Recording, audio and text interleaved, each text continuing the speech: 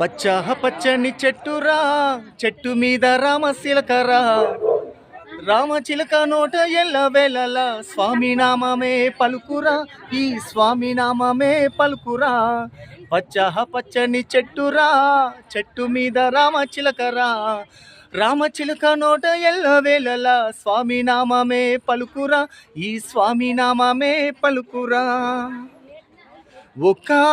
ఒక రోజున చిలక నా చెంతకు వచ్చేరా, స్వామి స్వామి అంటూ నన్ను పేరు పెట్టి పిలవసాగగా, ఏటమ్మ చిలకమ్మ ఏటని అడిగితే,